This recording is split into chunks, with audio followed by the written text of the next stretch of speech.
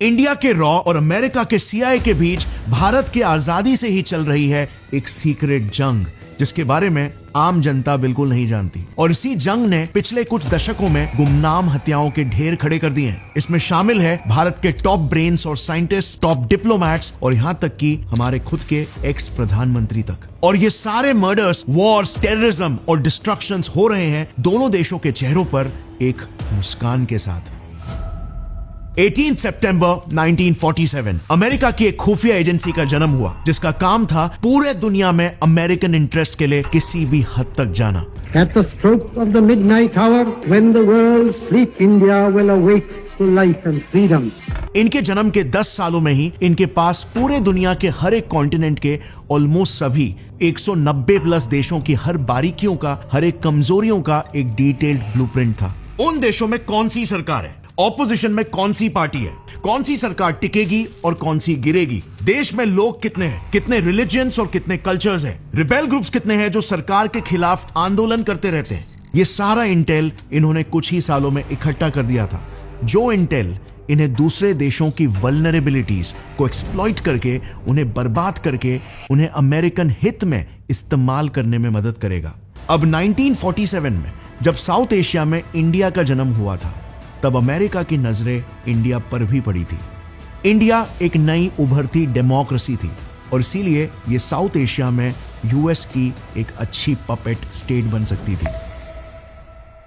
और इसीलिए अमेरिका ने सीआईए के जरिए इंडिया को भी अपना बड़ा निशाना बनाया।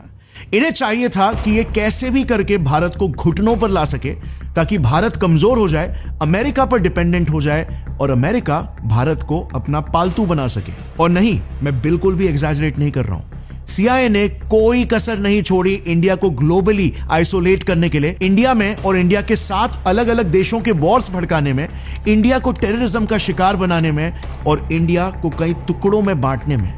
लेकिन इस सब के बावजूद सीआईए इंडिया को पूरी तरीके से अपने चपेट में नहीं ले पाया, क्योंकि 1968 में भारत में जन्म हुआ एक ऐसे ऑर्गेनाइजेशन का जो आज तक दुनिया का one of the most feared intelligence agency मानी जाती है, India's great protector research and analysis wing, raw.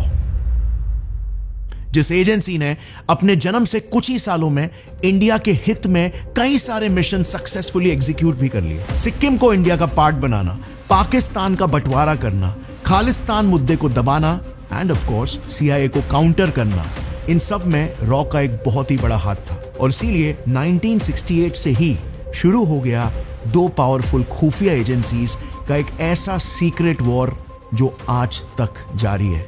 अब शास्त्री जी के मौत के बाद इंदिरा गांधी पावर में आ गई, और जैसे हर एक कंट्री का एक एसओपी होता है वॉर के बाद चीजों को एनालाइज करना, वैसे ही इंडिया ने भी 1965 के वॉर के बाद जब एनालाइज किया, तब अगेन क्या पता चला, यही कि 1965 का वॉर भी आईबी के ही तरफ से एक कंप्लीट इंटेल फेलियर था। अब इंदिरा गांधी जी अपने समय की एक हार्डकोर नेशनलिस्ट थी, उनसे यह बिल्कुल भी बर्दाश्त नहीं हुआ। उन्होंने तुरंत आईबी में काम कर रहे उसी ऑफिसर को बुलाया जो पीएम नेहरू की सिक्योरिटी काफी सालों से देख रहे थे, जिन्होंने कश्मीर प्रिंसेस वाला वो दाग इंडिया से मिटाया था।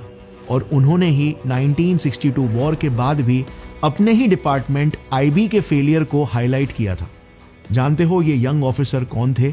The gentleman and spy master Rameshwar Nath Kao, also known as RN Kao, the founder of India's elite external intelligence agency, research and analysis wing, RAW. Indira Gandhi ji ने आरएन काओ को कहा कि हमें एक ऐसा इंटेल डिपार्टमेंट क्रिएट करना है जो ऐसे प्रॉब्लम्स पर पहले ही एक अलार्म रेज कर दे। बस फिर क्या था, काओ ने मैडम गांधी के ऑर्डर्स पर 60 दिन के अंदर रॉ का एक फुल ब्लूप्रिंट बना दिया, जिसके सारे पॉइंट्स इंदिरा गांधी ने तुरंत अप्रूव कर दिए। लेकिन उनकी सिर्फ दो ही शर्तें थी। नंबर 1, रॉ के टॉप 2 एलीट पोजीशंस पीएम के अप्रूवल से ही अपॉइंट किए जाएंगे। नंबर 2, रॉ में डाइवर्सिटी मेंटेन करने के लिए खाली आईपीएस यानी कि इंडियन पुलिस सर्विसेज के ही बंदे अपॉइंट नहीं किए जाएंगे, बल्कि बाकी के बैकग्राउंड के लोगों को भी एंट्री करने का मौका मिलेगा। इसके बाद आरएन काओ ने भी टेबल पर अपनी 2 शर्तें रखी।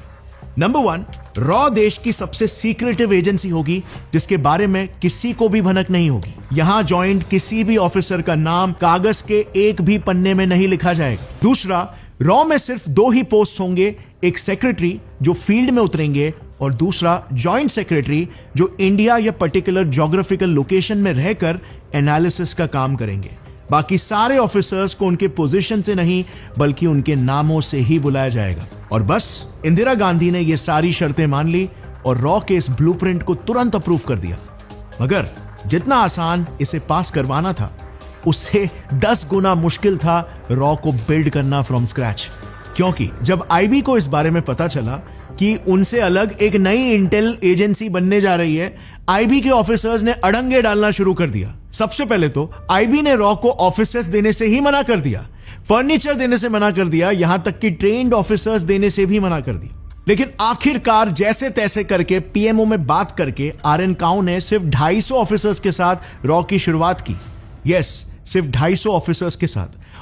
1973 आते आते रॉ ने यह ठान लिया था कि अब बस सीआईए को सबक सिखाना जरूरी है, क्योंकि अब अगर चुप बैठे रहे तो हम सिक्किम को खो देंगे।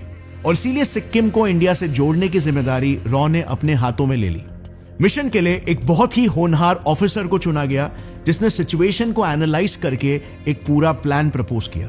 उन्होंने कहा कि अगर सीआईए सिक्किम की महारानी को खरीदना चाहती है तो उसे खरीदने दो ना, हम रानी के राजा को ही गद्दी से गिरा देते हैं। और इसके लिए उन्होंने वहां के काजी लेंडुप दोरजी जैसे लीडर्स को आइडेंटिफाई किया जो डेमोक्रेसी लाना चाहते थे और उनको फाइनेंशियल और ग्राउंड सपोर्ट देना चालू कर दिया। जनता में भी उस रॉ ऑफिसर ने यह नैरेटिव फैलाया कि डेमोक्रेसी में ही आपकी आवाज सुनी जाएगी, राजशाही रूल में नहीं। और आप विश्वास नहीं करोगे, जब 1975 में रेफरेंडम हुआ तब 97.55% लोगों ने डेमोक्रेसी को वोट देते हुए इंडिया के साथ जुड़ने के पक्ष में अपना फैसला दिया। अब गेस करना चाहते हो सिक्किम मिशन सक्सेसफुल करने वाले वो यंग रॉ ऑफिसर कौन थे? वेल, हमारे आज के एनएसए अजीत डोवाल, जिन्होंने सिक्किम को इंडिया का एक स्टेट बनाया।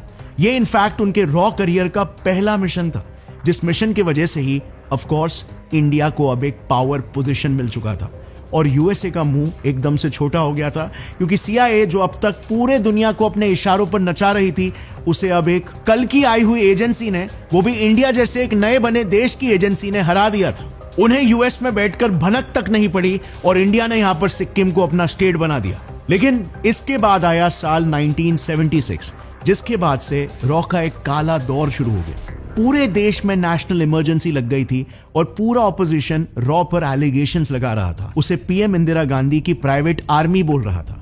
ऑपोजिशन के मुताबिक रॉ पीएम इंदिरा के कहने पर ऑपोजिशन लीडर्स पर कंटिन्यूअसली नजर रखे हुए थी और जो भी इमरजेंसी के या इंदिरा गांधी के खिलाफ कुछ भी बोलते तो उसे अरेस्ट करके खूब टॉर्चर किया जाता था। अब इसके बाद इमरजेंसी खत्म तो हुई, मगर रॉ को जिस चीज का डर था वही हुआ।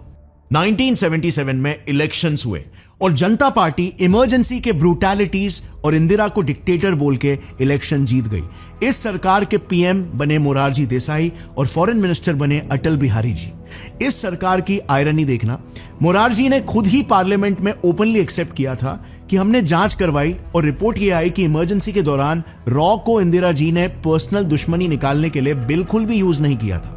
लेकिन इसके बावजूद पावर में आते ही पीएम मोरारजी ने रॉ पर ही क्रैकडाउन करना शुरू कर दिया। दिल्ली ऑफिस का एक कैबिन छोड़कर बॉम्बे, बैंगलोर, मद्रास, कलकत्ता, लखनऊ, पटना और जयपुर में सारे रॉ के रीजनल ऑफिसेस बंद कर दिए गए, जो मेनली रॉ की रिक्रूटमेंट के लिए यूज हो रहे थे। वो यही नहीं रुके, उन्होंने 600 टॉप ऑफिसर्स को रॉ से निकाल दिया। रॉ के फाउंडर आरएन काउ को जबरदस्ती लंबी छुट्टी पर भेज दिया और काउ के जो सबॉर्डिनेट्स थे के शंकरन नायर, उनका डिमोशन करवा दिया।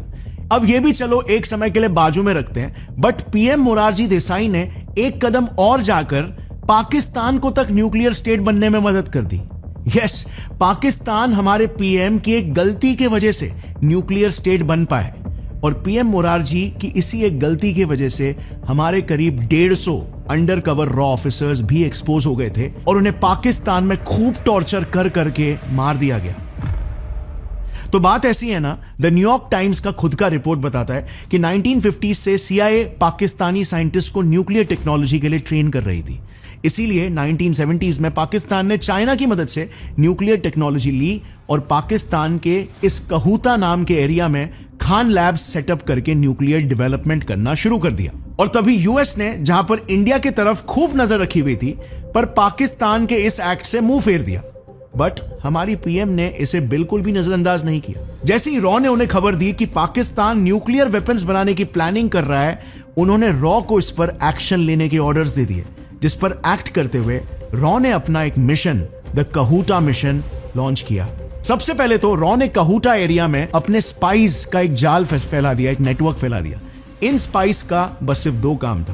पहला, पता लगाओ कि क्या सही में खान लैब फैसिलिटी में न्यूक्लियर वेपन्स बन रहे हैं, और दूसरा, अगर बन रहे हैं तो उस फैसिलिटी का ब्लूप्रिंट निकालकर फैसिलिटी को डिस्ट्रॉय कर दो।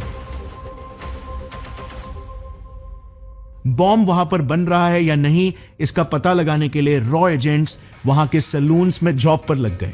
और वहां पर जब खान लैब्स के साइंटिस्ट बाल कटाने के लिए आए, तभी एजेंट्स ने उनके बालों का सैंपल ले लिया।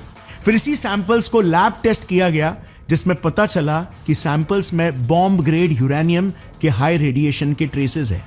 अब यह तो कंफर्म हो गया था कि पाकिस्तान कहूटा फैसिलिटी में ही बॉम्ब बना रहा है।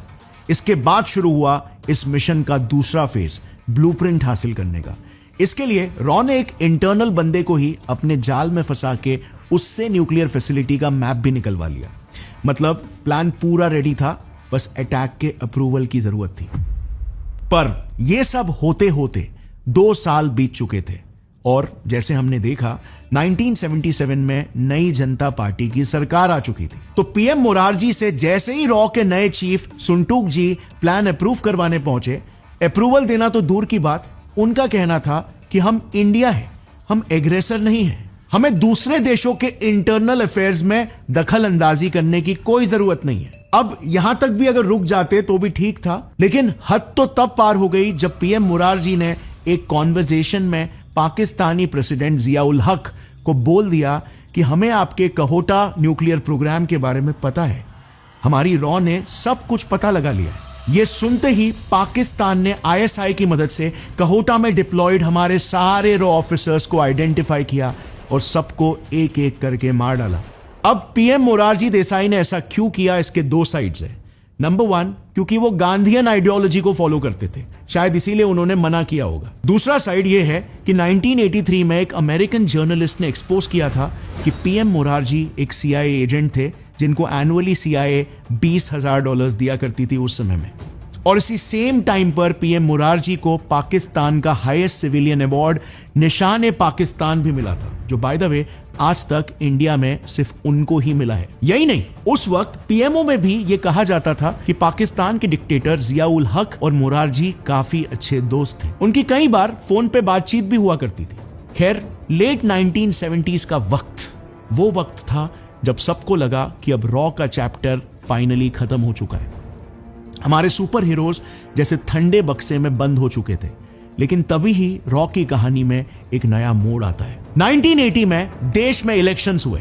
गरीबी हटाओ के नारे से इंदिरा गांधी को जनता ने वापस चुन के इलेक्शंस जिता दिए। उन्होंने अपनी सरकार बनाई और वो वापस देश की प्रधानमंत्री बन गई। पर यह वो दौर था जब 1971 में सीआईए द्वारा बोया हुआ खालिस्तानी मिलिटेंसी का बीज 9 सालों बाद देश को अंदर से खोखला करना शुरू कर चुका था। दरअसल 1971 की बात है जब रिचर्ड निक्सन ने सीआईए और आईएसआई को मिलकर पंजाब में एक एंटी इंडिया मूवमेंट शुरू करने को कहा। इसके तहत सबसे पहले उन्होंने पंजाब के एक लीडर जगजीत सिंह चौहान को यूके बुलाया और उन्हें इंडिया में खालिस्तान मूवमेंट शुरू करने के लिए बोला, जिसकी डिमांड होगी पंजाब को इंडिया से अलग करके एक अलग देश बनना। फिर उसके बाद सीआईए ने जगजीत सिंह को न्यूयॉर्क बुलाया और फिर उसकी यूएन और यूएस मीडिया के साथ एक प्रेस कॉन्फ्रेंस करवाई, जिस प्रेस कॉन्फ्रेंस में उससे यह बुलवाया गया कि पंजाब में इंडियन गवर्नमेंट पंजाबीज के साथ बहुत गलत कर रही है, उनके साथ ह्यूमन राइट्स वायलेशन हो रहा है। वही बात जो यूएस हर देश में बोलता है और फिर डेमोक्रेसी के नाम पर वहां की डेमोक्रेटिकली इलेक्टेड सरकार पलट देता है। अब यहां तक भी ठीक था, लेकिन 1981 में सीआईए ने अपने लिमिट्स को क्रॉस कर दिए। सीआईए ने एक Canada based mill worker Talwinder Singh Parmar को खड़ा किया। ये इंडिया में कई क्राइम्स और पीएम इंदिरा गांधी को डेथ थ्रेट्स देने के लिए वांटेड था। अब कहानी में ट्विस्ट देखना, जब तलविंदर वेस्ट जर्मनी गया था तब जर्मन इंटरपोल ने उसे अरेस्ट कर लिया और वो उसे इंडिया को हैंड ओवर करने ही वाले थे कि तभी सीआईए ने उन्हें रोक दिया। इंडिया भेजने की जगह पे तलविंदर को जर्मन्स ने कनाडा भेज दिया और वहां से फिर पता चलता है कि तलविंदर ने बब्बर खालसा नाम की एक खालिस्तानी मिलिटेंट ऑर्गेनाइजेशन शुरू कर दी। इनफैक्ट आगे चल के इसने ही कनिष्क बॉम्ब ब्लास्ट भी एग्जीक्यूट करवाया और यही वो बंदा था जिसने इंडिया में खालिस्तानी मिलिटेंसी को जन्म दिया। नाउ इतना सब होते हुए देख के रॉ चुप थोड़ी ना बैठने वाली थी। ये बात रॉ चीफ ने पीएम इंदिरा गांधी को तुरंत रिपोर्ट की और एज एक्सपेक्टेड पीएमओ ने भी एक नए मिशन का अप्रूवल एक झटके में दे दिया और इस तरह 3 सालों से चुप बैठे हुए हमारे हीरोज वापस से एक्शन में आ गए। रॉ ने सबसे पहले पाकिस्तान में अपने स्पाई नेटवर्क को एक्टिवेट किया।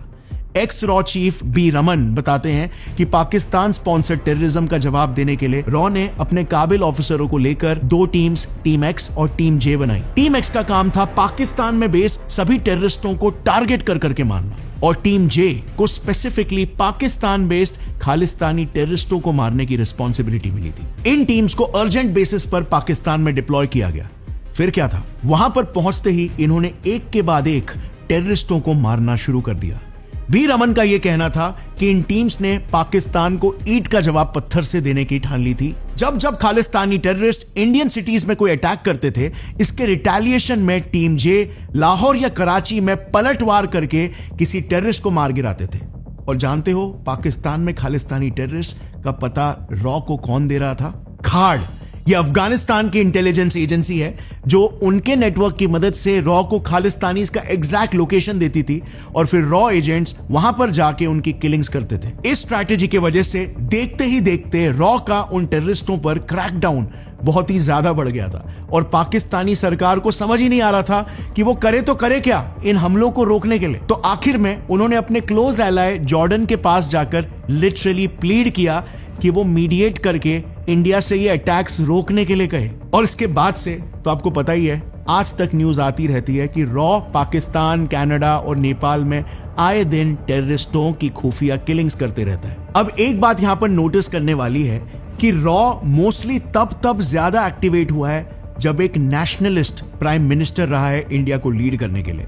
और जब कुछ प्राइम मिनिस्टर अगर उनके कहीं ना कहीं CIA लिंक्स है या फिर एक पपेट प्राइम मिनिस्टर है, तो रॉ ने उस वक्त में हमेशा अपने आप को एक टूथलेस टाइगर की तरह महसूस किया। आज का हमारा ये वीडियो इन्हीं शूर योद्धाओं के लिए डेडिकेटेड है ताकि इनका नाम नहीं सही तो एटलीस्ट इनका काम, इनका हमारे देश के लिए बलिदान अमर हो सके। जय हिंद, वंदे मातरम।